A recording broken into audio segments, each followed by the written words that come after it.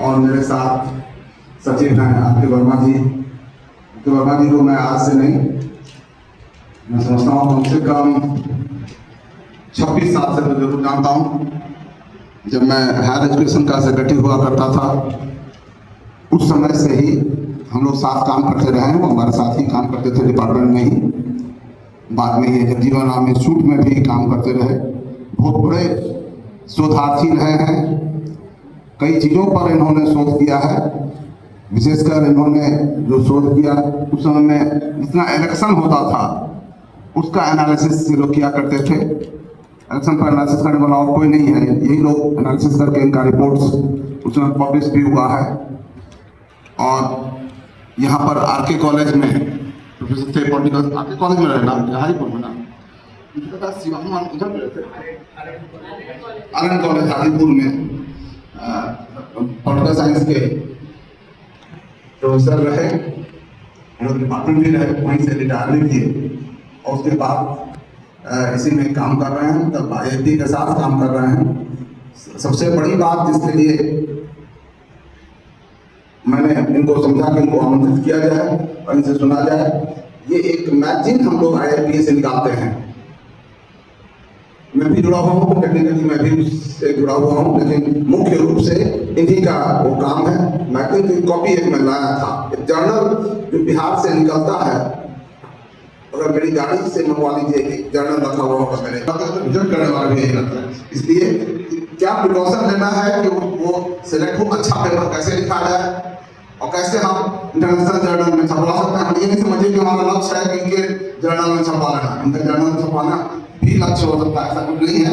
ये भी मतलब केयर अप्रूव्ड जर्नल है, इसलिए कहीं पर भी इसकी मान्यता होगी। फिर भी मैं चाहता हूँ कि आप लोग ये सीखिए कि इंटरनेशनल जर्नल में हम लोग कैसे नॉर्म्स एक ही रहता है, लेकिन उसकी क्या क्वालिटी होती है। हम लोग ये एक बार में नहीं, हम लोग बार बार इसको कई किस्तों में इसको आयोजित करेंगे। अभी तो एक चीज समझिएगा, लेकिन जो अभी समझिएगा मैं समझता हूँ पता नहीं कितना दूर तक ये जा पाएंगे आज। मुख्य रूप से ये समझने की जरूरत है एक रिसर्च पेपर का एक उसका स्ट्रक्चर क्या होता है, उसको उसके एब्स्ट्रैक्ट में क्या लिखना है, उसके इंट्रोडक्शन में क्या लिखना है, उसका जब आप रिव्यू करते हैं, इसमें जो बैकग्राउंड रिव्यू करते हैं या और अदर पेपर्स का हिस्टोरिकल रिव्यू करते हैं, उसमें क्या लिखना है और कैसे लिखना है, उसका रेफरेंसेज और बिब्लियोग्राफी में क्या लिखना है, उसके मेथोडोलॉजी में क्या लिखना है, उसके बाद जो आपका रिजल्ट आएगा उसको कैसे रिपोर्ट करना है, और फिर कंक्लूजन आप किस प्रकार ड्रॉ करेंगे और कैसे रिपोर्ट करेंगे, ये सब पूछेगा। पर्टिकुलरली छोटी छोटी बातें, रेफरेंसिंग कैसे होगी, नीचे जो आपका रेफरेंस आता है उसको किस प्रकार से क्या क्या तरीका है उसको रिपोर्ट करने का। अलग अलग जर्नल थोड़ा अलग करता है, लेकिन नॉर्मली एक पैटर्न रहता है, पैटर्न को समझने की जरूरत है। एक मैं विशेषकर मेरी चिंता क्या थी, क्यों मैंने इनको कहा था आपको एड्रेस करने के लिए, मेरी चिंता ये थी, होता क्या है लोग आर्टिकल लिखने के आदी होते हैं, ऐसे लिखने के आदी होते हैं, ऐसे तो आप बढ़िया लिख लेते हैं, लेकिन रिसर्च प्रपोजल नहीं लिखते हैं। तो हम लोग प्रयास ये करें कि रिसर्च पेपर लिखना सीखें। रिसर्च प्रपोजल लिखना एक अलग चीज है और रिसर्च पेपर लिखना अलग चीज है। जैसे आपका प्रपोजल हो गया है, मैं समझता हूँ रिसर्च पेपर आता तो ज्यादा और अच्छा रहता। रिसर्च प्रपोजल का मतलब ये हो जाता है कि जब हम किसी ग्रांट के लिए प्रपोजल लिखते हैं तो वो भी एक महत्वपूर्ण चीज है, लेकिन मैं समझता हूँ दोनों चीज थोड़ा थोड़ा कवर कर लीजिएगा तो अच्छा रहेगा। कि ग्रांट के लिए भी जब आप अप्लाई कीजिएगा तो कैसे अप्लाई करेंगे, मैं समझता हूँ उस पर भी थोड़ा सा काम करेंगे। और इसके बाद हमको थोड़ा सा रिसर्च मेथोडोलॉजी पर भी हम लोग कुछ सेशंस आपको करवाएंगे अलग अलग लोगों से, जिसमें आप ये सीखिएगा कि हम एनालाइज कैसे करते हैं डाटा को, डाटा कलेक्ट कैसे करते हैं, डाटा कैसे एनालाइज करते हैं। बच्चों को भी सीखना चाहिए, क्योंकि आप पोस्ट ग्रेजुएशन लेवल में हैं और आप अगर टीचर बन जाइएगा या अदरवाइज लाइफ में किसी भी फील्ड में जाइएगा तो यह चीज़ आपके लिए जरूरी होगा। या एमएड करके आप फिर इसी में आना चाहते हैं, रिसर्च वगैरह में रहना चाहते हैं, तो तब तो आपके लिए निहायत जरूरी है। अगर नहीं भी तब भी जिंदगी में आपको भी पेपर लिखिएगा तो ये काम आएगा। ये दूसरे काम से भी जरूरत है, जो मैं ये बताता हूँ कि ये चीज जानना चाहिए सभी को, क्योंकि हम किसी न किसी फॉर्म में जिंदगी में लिखते ही रहते हैं। यहाँ नहीं लिखिएगा, आप अभी जाइएगा। देखिए एक इम्पॉर्टेंट बात मैं चाहता हूँ आपके साथ शेयर करना। हो क्या रहा है कि हमारी पढ़ाई के पद्धति वो चीजें तो आई जो अंग्रेजों के समय में उनके जॉब के लिए, उनके रिक्वायरमेंट के अनुसार आवश्यक था। जैसे मैं समझाता हूँ, इसको समझ लीजिएगा तो आप क्योंकि एजुकेशन में है इसलिए समझिएगा। हमने डिबेट कराना शुरू किया, हमने ऐसे लिखवाना शुरू किया। हम ऐसे लिखवाते हैं, हम एक पहले, आजकल थोड़ा सा कम हो गया है, एक समरी लिखवाते थे, संक्षेपण करते थे। क्यों लिखवाते थे समरी? सोचा हम कोई भी चीज निरर्थक नहीं करते, हम समरी लिखवाते इसलिए थे क्योंकि नोट्स में समरी लिखना पड़ता है जब हम ऑफिस में आते हैं। ऑफिस में देखिएगा रखा गया है कि पृष्ठ इतना पर फला लेटर देखिए, इसमें मुख्य रूप से कहा गया है कि, और उसके बाद फिर उसको एक समराइज किया आता है कि इसमें ये 5 बातें कही गई हैं और ये उनका ये समरी लिखना नोट्स में काम आता है। नोट्स बेसिकली समरी समराइज ही करते हैं।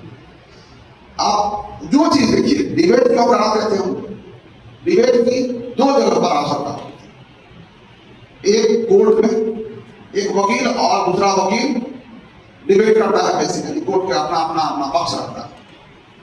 और पार्लियामेंट में, क्योंकि वहां पर हमको नेता भी बनाना था, तो नेता बनाने वाला तो एक काम करना चाहिए। क्योंकि नेता बनाना वाला काम सरकार का नहीं था, इसलिए इसको करिकुलर चीज नहीं रखा, इसको एक्स्ट्रा करिकुलर रखा। क्योंकि जिंदगी में सभी जगह डिबेट करना पड़ता था, तो डिबेट को रखा, लेकिन वहीं पर ग्रुप डिस्कशन को नहीं रखा। ग्रुप डिस्कशन कहाँ काम आता है? ग्रुप डिस्कशन काम आता है इंडस्ट्री में। इंडस्ट्री का कोई काम बिना ग्रुप डिस्कशन पे नहीं होता है।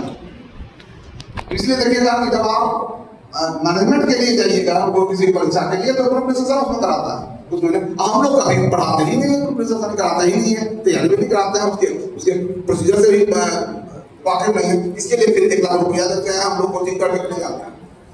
ये क्यों नहीं हम कॉलेज से शुरू कर देते हैं, स्कूल से शुरू कर देते हैं? ये जिंदगी में हमेशा काम आएगा। ग्रुप डिस्कशन बहुत ही इंपॉर्टेंट चीज है। हम ग्रुप मिल करके डिसाइड करते हैं कि हमको क्या करना है।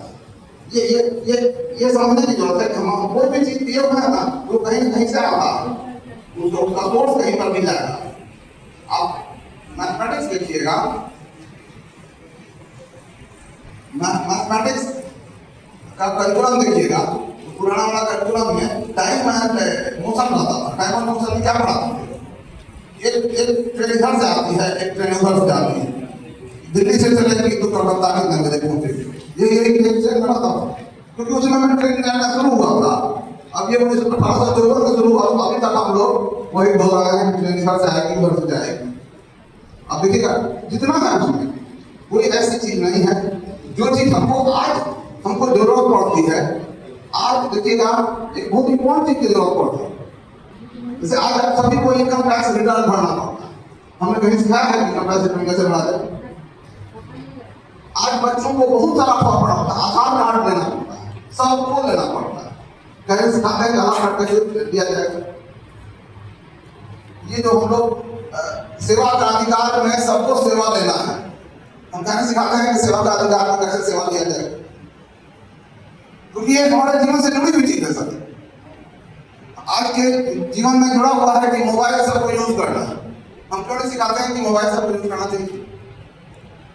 ये बात मैं इसलिए कह रहा हूं कि बातें समझे हम लोग कि ये जो भी हम पढ़ा रहे हैं वो उस जमाने के लिए रेलेवेंट था। देखिएगा स्पीच देना हम सिखाते थे बातें, और कहते थे कि विवेकानंद जैसे बोले थे वैसे बोलो, गांधी जी जैसे बोलते थे उधर बोलो, सुभाष चंद्र बोस जैसा बोलो, नेहरू जी जैसा बोलो, शास्त्री जी जैसा बोलो। उनका स्पीच लेकर के हम लोग बच्चों को तैयारी कराते थे, कहते थे स्पीच दो, क्योंकि स्पीच देना पड़ता था, नेताओं को स्पीच देना पड़ता था, इसलिए हम लोग कराते थे जो हम कराते थे वो। लेकिन आज की आवश्यकताओं के अनुसार जो हमको चाहिए वो हम नहीं करा। ये मेरा कंसर्न यही है। तो हम लोगों को जिंदगी में जब जैसे ही आप बीएड पास कीजिएगा, एमएड के लिए जाइएगा या फिर उसके ऊपर पीएचडी के लिए जाइएगा, आपकी सबसे बड़ी आवश्यकता हो जाएगी कि आपको पेपर लिखना हो। अब पेपर लिखना होगा तो कैसे पेपर लिखा जाए। अब पेपर लिखने के लिए जो जो चीज चाहिए वो हम कभी पढ़ाई ही में नहीं है। सडनली लगता है जब पीएचडी पहुंच गई, कहाँ की दुनिया में आ गए हम। अगर आपका गाइड कहता है कि जाकर के ये बना के ले आओ, जो क्वेश्चनर बना के ले आओ, अब कहते हैं क्वेश्चनर ही कौन सी जाके कौन बनाया आ गया तो क्वेश्चनर बनाना है। अब किसी को पकड़ते रहते हैं कि हम लोग क्वेश्चनर बना दीजिए, या गाइड को ही पकड़ते हैं, गाइड को खुदावत करना पड़ता है कि आप ही हमारे लिए क्वेश्चनर बना दीजिए। हम अपने से बना के नहीं ले जाते हैं कि आप उनको करेक्ट कर दीजिए, उन्हीं को कहते हैं कि आप ही बना दीजिए। जो बना दीजिए उल्टा सीधा वही अब हमारा हो गया, यही हो गया। हम उसमें कोई नहीं अपना इनपुट नहीं डाल पाते हैं, या हम कैसे बनाए, हमको दूसरे को बनाना होगा सर, हम बना नहीं पाए। क्यों नहीं हम आज ही से क्वेश्चनर बनाना शुरू करते हैं। अभी बच्चे अगर सीखना शुरू करते हैं, देखिएगा मेरी किताब है प्रायोगिक समाज विज्ञान, हम लोग बच्चों के लिए बनाया है। इसमें हम लोग सिखाते हैं समाज के विभिन्न अवयवों कैसे कराएं। उसमें एक क्वेश्चनर बनाना भी है, एक काम है, सीखना चाहिए, सभी लोगों को सीखना चाहिए। तो क्वेश्चनर बनाना सिखाना चाहिए। तो हम लोगों को यहाँ पर भी बीएड में सभी बच्चों को क्वेश्चनर बनाना सिखाना चाहिए। मैं समझता हूँ कि जो क्रांति है रजनी है, इनको मैंने देखा था, एक जो ये बच्चे गए थे यहाँ पर स्कूल्स में, उन लोगों को एक क्वेश्चनर बना करके उन्होंने दिया था कि वो कलेक्ट करके डाटा लाया था। मुझे लगता है ये काम उससे और पहले बच्चे क्वेश्चनर बनाए, क्वेश्चनर को हम लोग ठीक कराएं और फिर उनको तरह तरह का रिसर्च, कोई भी रिसर्च स्टार्ट होता है क्वेश्चनर बनाने से। अब क्वेश्चनर बनाने से ही पहले स्टार्ट होता है एक बड़ी चीज है कि हम क्या थीसिस हमारा है, क्या हम प्रूव करना चाहते हैं, वो हमें सोचना पड़ता है। और उस थीसिस, उस प्रेमिस को, जो भी हमारा थीसिस है या जो प्रेमिस है, हम क्या प्रूव करना चाहते हैं, क्या चाहते हैं एग्जामिन करना, हम प्रूव कुछ करना चाहते हैं ना, वो प्रूव क्या करना चाहते हैं, उसकी मेथोडोलॉजी क्या होगी, और जो डाटा आया फिर डाटा को कैसे इंटरप्रेट करेंगे और फिर हम रिपोर्ट करते हैं। यही तरीका है, ये ऐसे लिखने से डिफरेंट तरीका है। स्टेजेस बताते हैं हम लोग कैसे होता है, ये समझने की जरूरत है। तो लेकिन पहला काम है कि हम कैसे अपना, तो कोई आदमी उसको कहेगा क्वेश्चन फ्रेम कीजिए कि आप क्या क्वेश्चन प्रूव करना चाहते हैं, उसी को प्रूव करता है तो उल्टा कर दीजिएगा, तो प्रेमिस फ्रेम कीजिए, कौन सा प्रेमिस आप एग्जामिन करना चाहते हैं और फिर कैसे उसको प्रूव करना चाहते हैं। जैसे सिंपल बात बताता हूँ, ये हम लोग के लिए और जरूरी है एक दूसरे एंगल से, एंगल समझिए।